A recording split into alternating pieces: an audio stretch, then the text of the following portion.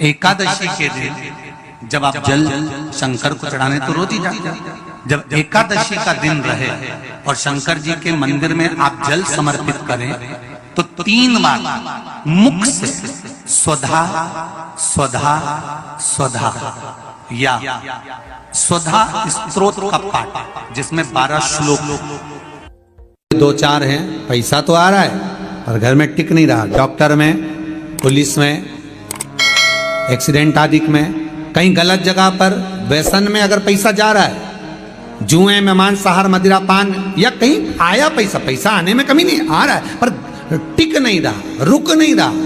कोई मांगने आ गया, दे दिया, फिर वहां से अपने पास नहीं आ रहा, अपन कह रहे हैं भैया हमारा पैसा लौटा दो, नहीं आ रहा। तो महाराज शिव महापुराण की कथा कहती है एकादशी के दिन गंगा के जल में मात्र 7 बेलपत्री डालकर जो नंदीश्वर भगवान अर्थात जो शंकर जी के शिवलिंग के सामने नंदी होता है, उस नंदी के चरण पर गंगा का जल चढ़ाकर बेलपत्री शिव पर समर्पित कर देता है, उसके घर में रुपया रुकना चालू हो जाता है। फिर वो गलत जगह पर नहीं जाता, गलत स्थान पर वो धन जाएगा ही नहीं। तूने संहार किया, मांग तुझे क्या चाहिए।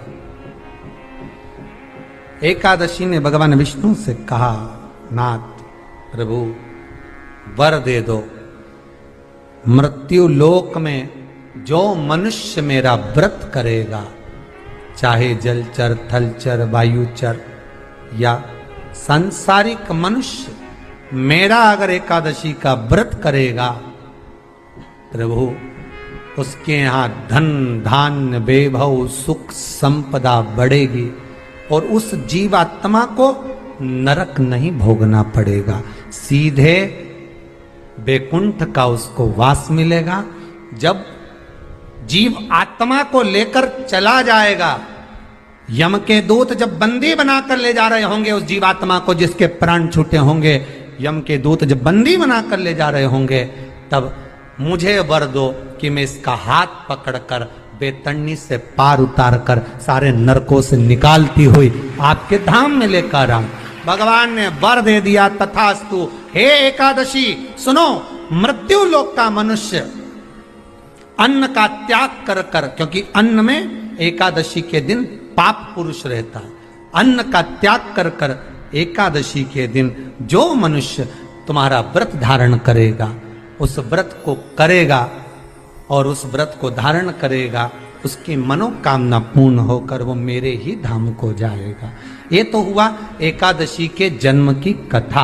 एकादशी के दिन गंगा के जल में मात्र 7 बेलपत्री डालकर जो नंदीश्वर भगवान अर्थात जो शंकर जी के शिवलिंग के सामने नंदी होता है, उस नंदी के चरण पर गंगा का जल चढ़ाकर बेलपत्री शिव पर समर्पित कर देता है, उसके घर में रुपया रुकना चालू हो जाता है। फिर वो गलत जगह पर नहीं जाता, गलत स्थान पर वो धन जाएगा ही नहीं। बेटा अगर व्यसन में पड़ा हुआ है, मदिरा पान में पड़ा हुआ है, मांसाहार में, जुए आदि में जा रहा है, तुम्हें लग रहा है कि मेरा बेटा गलत मार्ग पर जा रहा है, ये मित्र दोस्ती गलत हो रही है, वो सही जगह पर आ जाए। करना है एकादशी। कई लोग इसको धन के लिए भी करते हैं, संपदा के लिए। संपदा के लिए अर्थात जिसका व्यापार नहीं चलता, जिसके घर में पैसा नहीं आता, या नौकरी नहीं लग रही, या सर्विस नहीं लग रही, आप अप्लाई कर रहे हो, जगह जगह जाकर इंटरव्यू भी दे रहे हो और पैसा नहीं आता, तो उसके लिए भी प्रयास किया जाता है। पर उसके लिए यहाँ पर जो धन के लिए करते हैं, उसके लिए विष्णुपदी के लिए करते हैं। मतलब जैसे गंगा के जल में तुलसी के 11 पत्ते डाले जाते हैं और उसको किसी भी नारायण के मंदिर में, राम कृष्ण शिव शंकर नहीं, राम कृष्ण भगवान विष्णु दत्त आदि जितने नारायण के मंदिर हैं, उस मंदिर में किसी भी पात्र में, एक छोटे से पात्र में उसको भरकर रखी आते हैं महाराज। उससे भी जॉब, सर्विस, नौकरी में सफलता प्राप्त हो जाती है। परंतु वो भी एकादशी को ही होता है। कुछ देर तक पात्र को रखा जाता है, फिर वही पात्र का जल किसी भी वृक्ष के नीचे डाल दिया जाता है, उससे भी नौकरी के लिए फायदा मिलता है। गंगा का जल कोई साधारण नहीं। दशमी, एकादशी और द्वादशी, इन 3 तिथियों पर एक रोटी में थोड़ा सा मीठा रखकर सोमक पितृ का नाम लेकर यदि गाय को खिला दिया जाता है, तो अगर कोई पूर्वज प्रेत योनि में भी पड़ा हुआ होता है, भटक रहा होता है, जिसको पिंड नहीं मिला, जो अचानक मर गया होता है, अधोगति में चले गया होता है, उस जीव की मुक्ति दशमी, एकादशी और द्वादशी, 3 दिन सोमक पितृ का नाम लेकर रोटी में, पूड़ी में मीठा रख कर गाय को खिला दिया जाता है। ये 3 दिन तक तो वो पितृ कभी भटकते नहीं है, उनको मुक्ति प्राप्त हो जाती है मोक्ष में। दशमी की रात्रि के 12 बजे घी का दिया हथेली में रखकर दरवाजे के बाहर, उस दिए को हथेली में रखकर चंद्र का दर्शन रात्रि के 12 बजे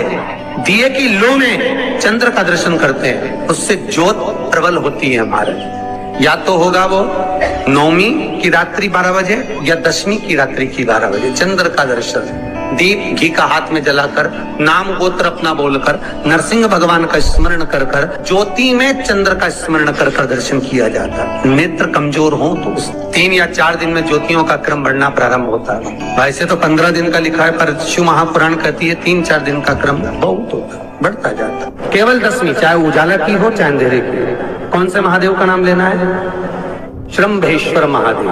तो जब कोई व्यक्ति चिड़चिड़ करता है, क्रोध करता है, गुस्सा करता है, तो महाराज शंकर भगवान का श्रम्भेश्वर महादेव का नाम लेकर 31 बेलपत्र, जिस व्यक्ति को क्रोध आता है उस व्यक्ति का स्मरण कर कर आखा चावल मतलब सेगे चावल के साथ एक बेलपत्र 31 बेलपत्र कर कर शिव जी के शिवलिंग पर समर्पित करी जाती है, मात्र दशमी की तिथि के लिए। केवल दशमी, चाहे उजाला की हो चाहे अंधेरे की। कौन से महादेव का नाम लेना है? श्रम्भेश्वर महादेव, शिव जी का एक। छोटे छोटे बच्चे रहते हैं, कुछ बच्चों को माता जबरदस्ती के भोजन कराती है, खिलाती है, ठोकती, मारती, खिलाती है।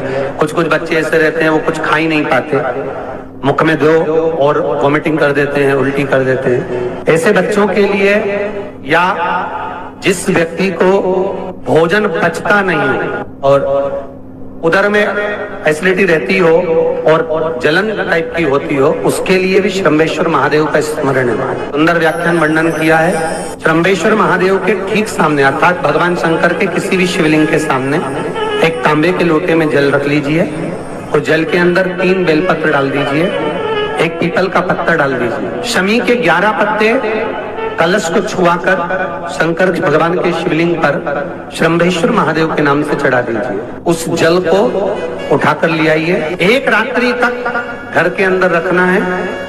उस जल को श्रम्भेश्वर महादेव का नाम लेकर जिस व्यक्ति को एसिडिटी होती हो या उधर खराब रहता हो या भोजन नहीं पचता हो या पेट से जुड़ी हुई प्रॉब्लम हो या बच्चों को भोजन कराते हैं और वो वोमिटिंग कर देते हो, ऐसे बच्चे को या भोजन नहीं भा रहा हो, ऐसे व्यक्ति को उस जल को सवेरे दोपहर शाम 3 बार श्रम्भेश्वर महादेव का नाम लेकर आचमन कराना प्रारंभ कर दो, पिलाना चालू कर दीजिए।